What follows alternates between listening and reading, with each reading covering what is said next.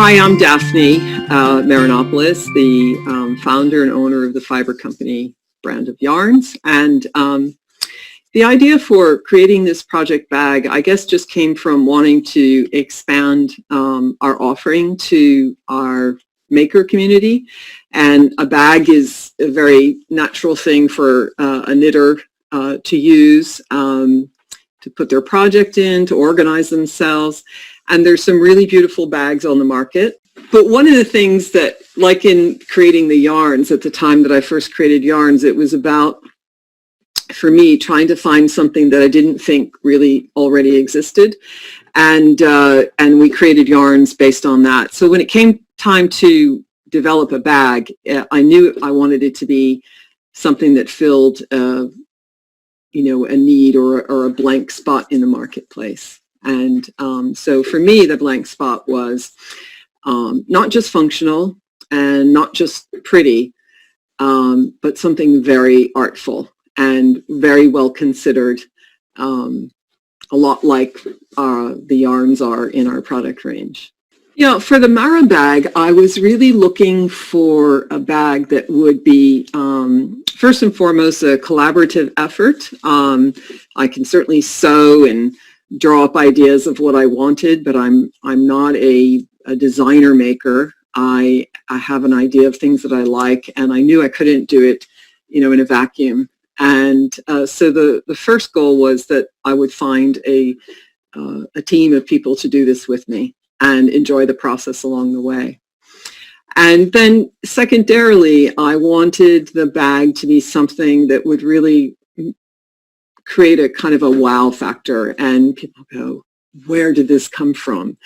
It's not just another project bag, something that would really make people stop and wonder about it and want to know about it. And I felt that if we did it in a collaborative way with others, that we would have that story to tell. And pretty much everything that Fibre Co has ever done, there's been a story behind it. And because stories are fun to tell, they're fun to live. We have an expression we used once when we launched a yarn, and we said, great stories happen to those who knit them. You could change that word knit to make. And so great stories happen to those who make the stories. And so I like to live that way, creating stories. So those are the main goals. Hi, my name is Maggi Toner-Edgar, and I've been working as a stylist with the Fibre Company. And whilst I've been doing that, I've been part of the story, really, part of the Fibre Co story, and this bag has certainly been a story. And the interesting thing was that Daphne showed me a little tote that she worked with, and she found it quite functional, but it wasn't really much to look at. It was something that she used on the go, and I found that working with the Fibre Company, I ended up getting back into my own knitting, which I'd kind of left behind for a little while. And so I started knitting as well and needing a bag. And that really informed my ideas as well as I went along. But Daphne was so full of what she wanted that, she really knew what she wanted. And all she needed really was somebody to help her along the way. And that was kind of the role I played. When we set off from this little mini functional type of bag that Daphne used regularly, I used that as a sort of template, if you like, for what kind of bag was really useful and functional. And it had to be something that was easily transportable. And because we live in a very wet environment, I suppose we ended up with waxed cotton because that was a very functional material. But we didn't want it to just be functional. It had to be very much more than that, something very, it's kind of slightly decorative, or if you like, special, something that deserved to hold this favourite project that somebody would be proud of. And as time went along, originally I just started with this idea of a mini tote, and then as time went on, it became 3 different bags. The base widened, so it became almost a yarn bowl as it folded out. And so that was a great way of showing off this fantastic lining, which is another part of the story. And also, as I got back into my knitting again, I noticed that my yarn was just as enticing to my little cat as it was to me. So holding the strings together of the internal part of the bag was a lovely way of stopping him from having too much fun with the yarn. So that was quite a nice way of working that lining again, making that lining show itself off to the world because it was really pretty. And also, the thing I talked about with Daphne was the idea of wool getting knotted around the strap of the bag. And bags always have straps, and straps can be very annoying or very useful depending upon the design and the construction. And so the actual strap of the bag became quite important in that it had to be released so that the yarn didn't knot around the handle. And so the release of the bag involved all kinds of iterations that went on for quite a long time about, bag furniture, the hardware, how would it look, how stylish would it be? We wanted a bag a woman would be proud of carrying, hanging around, having a coffee with friends, going to the restaurant even, going on holiday. We didn't want a bag that just looked maybe too chunky and functional and just, as a storage facility for yarn. We wanted it to be something far more beautiful. So the strap became very functional and very quick release so that it would open up and tuck away and become this yarn bowl and not have the yarn twisted around it. So there were lots and lots of different things. So it became 3-in-1. It became a bag, lovely to carry even if it was wet weather and you were out and about, looked quite chic.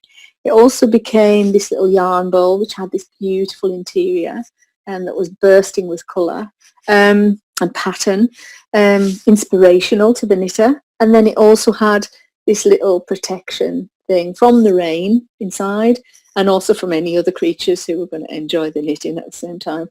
The collaboration with Raymond is a really special part of this project. I mean, the design and the way Maggie describes the design and how that came about is also like an amazing part. But there's no way that this bag would be what it is without the design and the print on the fabric that we used on the interior. I mean, it has made this bag. There are wax cotton bags out there, plenty of them, highly functional, keeping the elements out, but none with the beautiful artwork that Raymond has put to that print and that we were able to print on a fabric. Now, how it came to be, this is something that I feel very privileged about.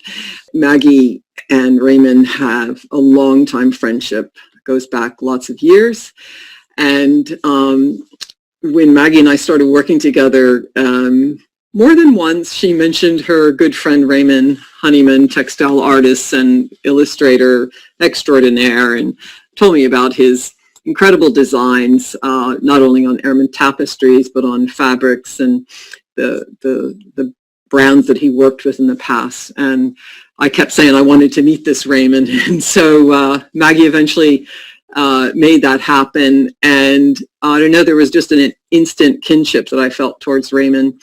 Okay, I'm Raymond Honeyman, and I'm a textile designer, mainly of printed textiles, but for the last 20 years I've also been designing stitched textiles for ermine tapestry. Now, when I went to art college, I've always loved drawing and painting since I was a wee boy, and I went to art college to draw and paint. But whilst I was there, I had this more interest in colour, pattern. I'd always had that actually, colour and pattern, and so I thought I would do printed textiles. But I concentrated on doing the artwork by drawing and painting.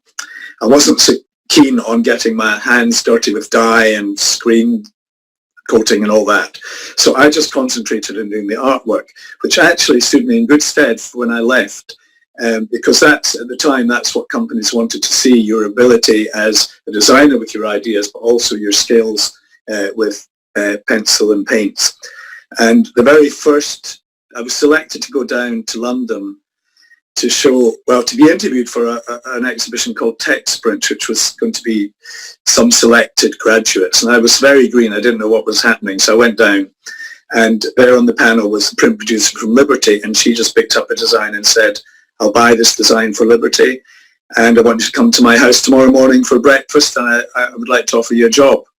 I didn't actually take the job with Liberty, but I did work. She started her own company, Collier Campbell, years later, and I did work for them eventually. Not as a designer, but she trusted my eye, and I went to work with printers in different countries, America, Italy, Ireland, and here, to get the printers to get the beautiful colours that they created onto fabric, which is not as straightforward as you would think, which I'm sure Daphne and Maggie discovered when they were printing this design. But really, I've always been fascinated by pattern and just what can happen with the rhythm and flow of pattern. And that's what an excitement for me that has never gone away. So when I'm starting to design something, I may draw a few flowers or whatever it is. I don't kind of complete it and then force it into repeat. I do a little bit and put that little bit into repeat. Then I draw another bit, and that way I can interweave elements of the design, so they come and they go and they all come out and it continues. So that's a fascination for me. And of course, color is so important.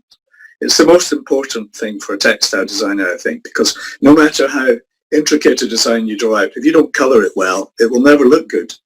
And so the color is all important. The early years, textile companies never kind of credited a designer its name. So I sold quite a lot to Liberty over the years, but they never actually used my name and probably didn't even look at it, but they bought them. And about 10 years ago, I had a touring exhibition of my artwork when Mary Chaser, the textile historian, took an interest in my work. She came to see me and saw my folios of artwork, and she said, those have got to be seen, because this is a dying art. You know, textile designers nowadays usually use computers. They don't hand draw and paint. So it toured for 3 years, which was lovely. And the people from Liberty went and then got in touch with me and commissioned me to do another print for them. And I said, well, you already have quite a few of mine in your archive. So but anyway, this time they did publicize it with my name, and they even put it into a Liberty book. So, and they mentioned the first design that they had ever bought from me. So that was great after all those years of being anonymous. But Erman, that came about because I looked at the Erman collections, and I loved the kind of the richness of pattern and the color. And I thought, I feel I could design for them. So one day I just called Erman up, and Mr. Erman, the director, answered.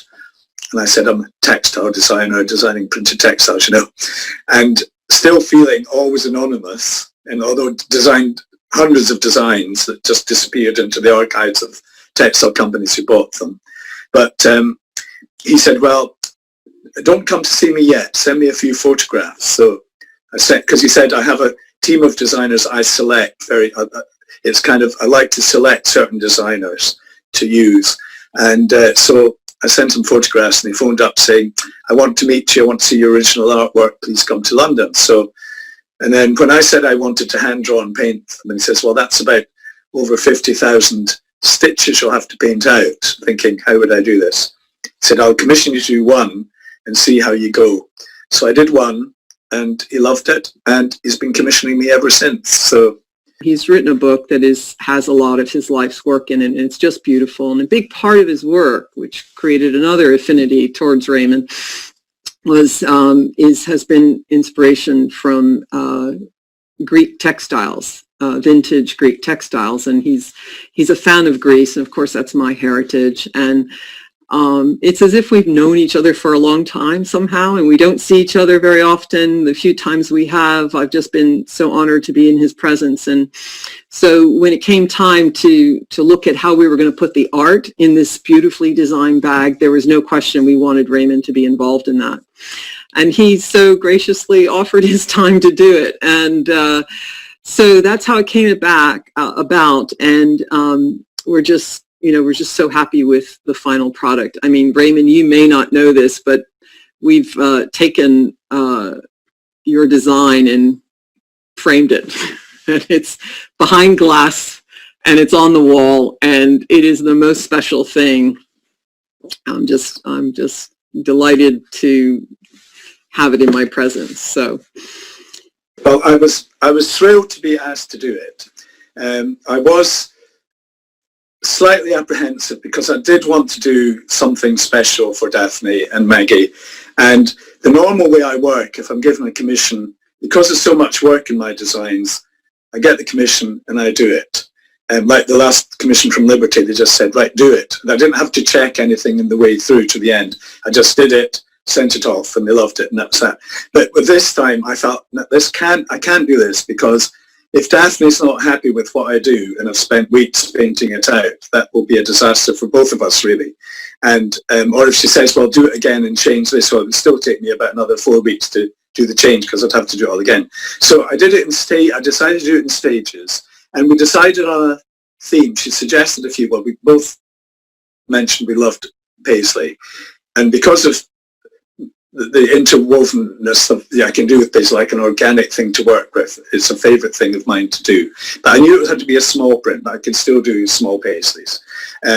So what I did was I drew out just in pencil, in repeat, 4 ideas as a starting point.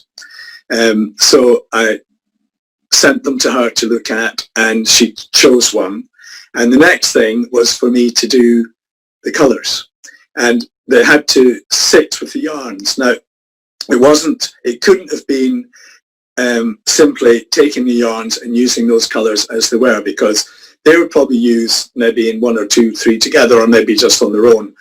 So I had to do a print with 21 colours.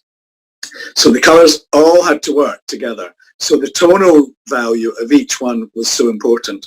Now, I could have chosen 5, 6 of the colours that I loved from the yarn as they were, but they might have been too close tonally, and they just would have gone into nothing. So I had to choose the colours to sit with the yarn. So I had the yarns there, and I was mixing my paints, and I thought, well, that would be lovely. And having to, lighten some, darken some, muting some, softening some, that would just sit beautifully. And so I ended up sending Daphne blocks like those. I think those are the 21 colours I decided on in the end. And I thought, because it was going to be digitally printed, I could use all of them. And it gave me quite a lot of scope in the way I used them to get things ringing out. Now, when I did the repeat, it was quite a small repeat because of the nature of the finished product. I didn't want to paint just the one repeat, the same colourway, again, and same colour layout. So I coloured 9 different ways, the repeating unit, so that the colour kind of shimmers across the fabric more. Yeah, when it came time to talk about colors with Raymond, I probably could have just said, Raymond, use beautiful colors, because his idea of beautiful colors is the same as mine. The one thing that immediately attracted me to his work is his use of color, and I think it is so similar to the way we use color in the Fibre Company. We use a very considered color palette, and we also gear ourselves more towards I would say muted, but we do have some very saturated colors, but they're not bright lights. So I could have just said to Raymond, do your thing, and I'd be happy with it. So, but I knew that anything he did would be great. But I thought, let's give him the jumping off point. Let me get our textiles in his hands. So that's when I sent him some color cards. And our Cumbria yarn was the perfect palette for him to look at. And he agreed that we had that same sense of color in our work. Now, why did I send him the Cumbria color palette is that, we have relocated our company here, and this is kind of where we're from, and so much of what we do today is inspired by where we are, and from the creation of yarns to the naming of yarns to the designs to our photo shoot locations. And so that was important. And what got returned to me was and I keep this very safe and out of sunlight. It's out of sunlight, Raymond. These are 21 colors. These are all the same here. So that's just one. And then these 5 blocks of 4 colors plus the one is the full palette. And I keep this in a out of the sunlight, protected. And so when I saw these colors, I just, there was no going back. There was, this is it. And we're just so delighted with the way it came out. It was perfect in every sense. I produced the original prototypes myself. I used to work with leather. I had my own business and worked with leather many, many years ago. A long time ago, 40 years ago. And I actually had stopped producing leather, but this particular woman has created bags for quite a number of very sound brands across the spectrum, and she's done an awful lot of really good work, and technically the way she stitches is really, really good. And I just could see that she did have some quite good quality pieces. She has her own shop on Etsy, and she works in a unit locally. And I think as time has gone on, I stopped doing all the leather work, and there is an element of this bag that is not leather but vegan leather. So it's a cellulosic fibre, which is a replacement for leather, which I think both Daphne and I love the look of leather, and we wanted it, to have a leather look, which the waxed cotton has got. But we decided that for all sorts of reasons, environmental reasons and otherwise, we'd go for this vegan leather, which was incredibly difficult to find in the way that looked good enough. But we managed to find it, and when we worked with Kim, we saw that she was the person to be able to bring that technical expertise to the bag, because she'd worked with cloth and she'd worked with leather. And again, she's very particular, as I say, technically very good.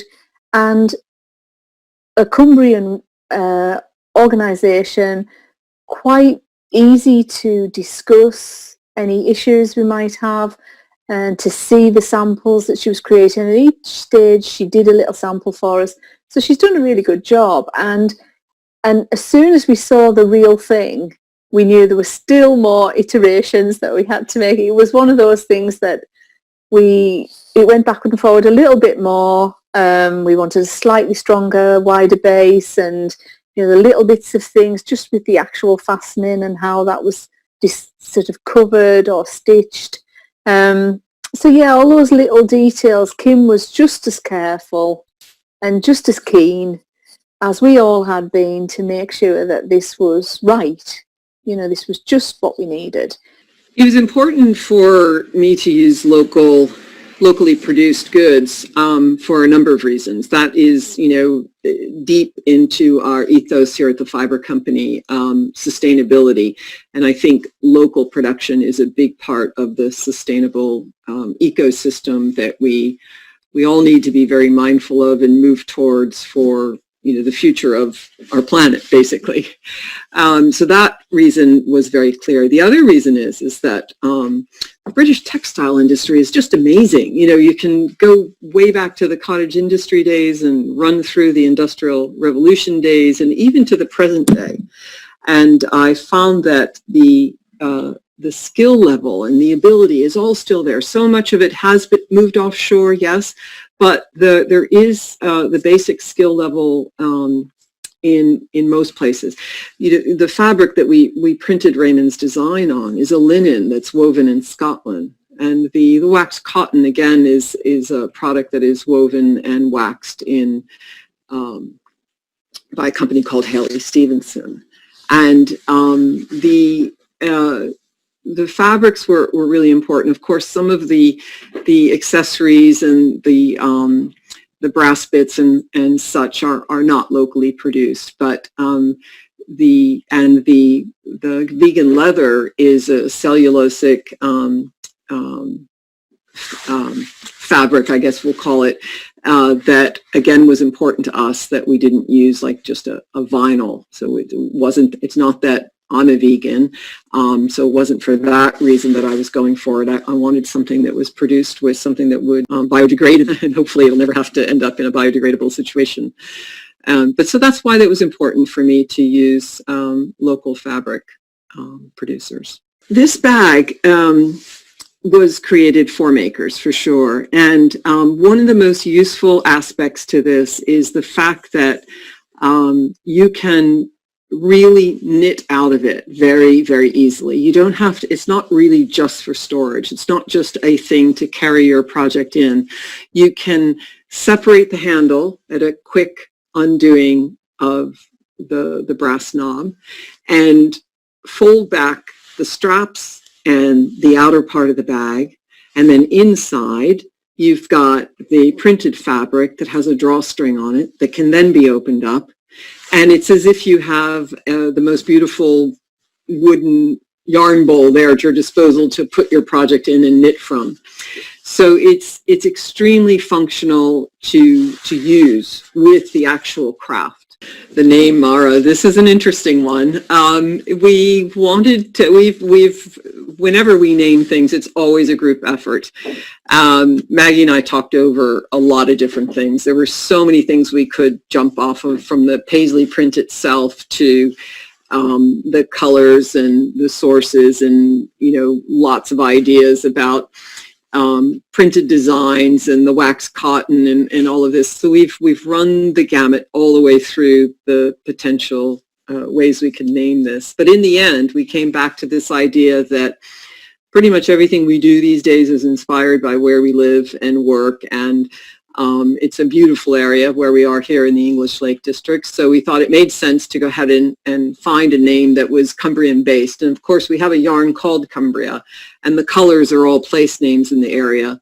And I thought, well, I don't want it to just blend in with that too much. I want it to be something that could stand out. And I thought about going back to the original idea about how this was a collaboration and a story to tell, and I started doing some searching around the concept of this idea of friends and friendship.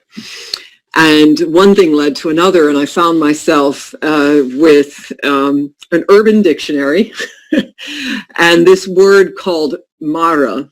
And now Maggie had a little chuckle on this initially, but what really, because it is such a local dialect to Western Cumbria, but the dictionary description that I read told me that the name Marra is a West Cumbrian dialect word that means friend, and that you use it when you want to show respect to someone. And in particular, the thing that really caught my eye about this was that it said an outsider who is addressed as Marra should feel honored, and if they're called Marra by a West Cumbrian. And then that really just grabbed my heart, because this entire process, I have felt so honored to have been brought into this friendship that Maggie and Raymond have and added to the circle. And I have felt so honored to be working with them, and just, it was a gift, really. So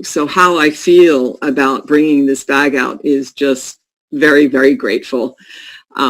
Very grateful for, the people that I've met since moving to Cumbria, in particular, the ones that I work with on a day-to-day basis, and Maggie and Raymond, obviously, being such such good friends and inviting me into their space to do this collaboration together. So it's grateful. And today we present the Marra bag to the world.